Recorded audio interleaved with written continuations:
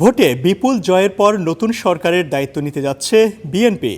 বিগত আমলের অর্থনৈতিক দুরবস্থা কাঁধে নিয়ে অর্থনীতি পুনর্গঠনকে আগামী সরকারের জন্য সবথেকে বড় চ্যালেঞ্জ হিসেবে দেখছেন অর্থনীতিবিদরা। তাই দায়িত্ব নিয়ে দেশে বিনিয়োগ পরিবেশ তৈরির দিকে সবার আগে মনোযোগ দেওয়ার পরামর্শ তাদের। তবে ব্যবসায়ীরা বলছেন, অবকাঠামোগত উন্নয়ন সহ আস্থার সংকট দূর করতে দৃশ্যমান পদক্ষেপ দেখতে চান তারা।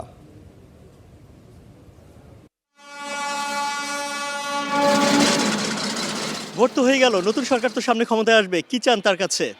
আমরা কোনো রাজনীতি করি না, কোনো দলীয় করি না। আমরা গরিব মানুষ, আমরা নতুন সরকারের কাছে চাই, আমরা পেট ভরে দুটো খাইতে চাই আর মাথা বোঝার মতন একটা ছাদ চাই। এটাই আমাদের নতুন সরকারের কাছে আবেদন।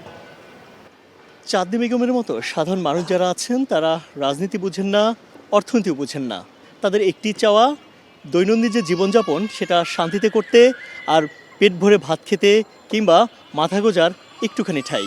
হাসিনা সরকারের রেখে যাওয়া ভঙ্গুর অর্থনীতি আর বিপর্যস্ত আর্থিক খাতের বোঝা নিয়ে শুরু হতে যাচ্ছে নতুন সরকারের পথ চলা। গেল ১.৫ বছরে খাদের কিনারা থেকে অর্থনীতিকে টেনে তোলার চেষ্টা করলেও পুরোপুরি স্থিতিশীল করতে পারেনি অন্তর্বর্তী সরকার। একদিকে উচ্চ মূল্যস্ফীতি, অন্যদিকে নিয়ন্ত্রণহীন বেকারত্ব, পাশাপাশি কম প্রবৃদ্ধির অর্থনৈতিক দুর্বলতা মাথায় নিয়ে ক্ষমতায় আসছে নতুন সরকার, যেখানে বিদ্যুৎ, জ্বালানি আর অবকাঠামোগত দুর্বলতা নিয়ে চিন্তিত দেশের ব্যবসায়ীরা। এনার্জি সেক্টরে একটা বড় ধরনের সিনারিও তৈরি হয়েছে, আমাদের ব্যাংকিং খাতে একটা বড় ধরনের সমস্যা তৈরি হয়েছে। সো এই যে এই ৩-৪টা জিনিস যদি আপনার খুব শক্তভাবে প্রথম থেকেই যদি ট্যাকল না করা যায়, তাহলে কিন্তু আমাদের যে ইকোনমিক রিকভারির জন্য যেটার জন্য আমরা সবাই উন্মুখ হয়ে আছি, সেটা কিন্তু খুব তাড়াতাড়ি ডেলিভার্ড হবে না। নতুন কর্মসংস্থান সৃষ্টি, মূল্যস্ফীতি নিয়ন্ত্রণ সহ বিনিয়োগ বাড়ানোকেই আগামী সরকারের জন্য সবথেকে বড় চ্যালেঞ্জ হিসেবে দেখছেন এই অর্থনীতিবিদ। আমাদের একটা গ্র্যান্ড প্ল্যান থাকাটা আমি মনে করি ভালো, কিন্তু বাস্তবায়নে যখন যাব তখন আমাদেরকে আরো অনেক বেশি প্র্যাগম্যাটিক হতে হবে।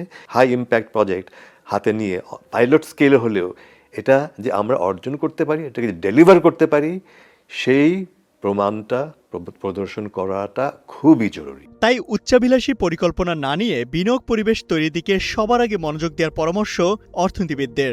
মূল্যস্ফীতির চাপ আছে, বিনিয়োগের স্থবিরতা আছে, কর্মসংস্থানে তেমন চাঞ্চল্য নাই, অভ্যন্তরীণ সম্পদ আহরণের ক্ষেত্রে বেশ স্তিমিত একটা অর্জন নয় আমি বলবো।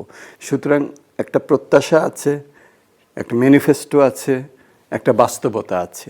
এই ত্রিমুখী এই বিবেচনাকে নিয়েই তাদেরকে অগ্রসর হতে হবে। সবকিছু ঠিক থাকলে এ সপ্তাহেই শপথ গ্রহণের মধ্য দিয়ে সরকার গঠন করতে যাচ্ছে বাংলাদেশ জাতীয়তাবাদী দল বিএনপি। এই বসন্তেই পেছনের এই ভবনে বসবে নতুন বাংলাদেশের নতুন সংসদ। দেশের খাদের কিনারায় পৌঁছে যাওয়া দেশের অর্থনীতিকে টেনে তুলতে হাল ধরবে আগামী সরকার। কিন্তু দেশের অর্থনৈতিক পুনর্গঠন সহ নতুন কর্মসংস্থান সৃষ্টি ও বিনিয়োগ পরিবেশ তৈরিতে আগামী সরকার কতটুকু সফল হবে, সেদিকে তাকিয়ে আছে দেশের 18 কোটি মানুষ। Imtiaz Ahmed, star news, Dhaka.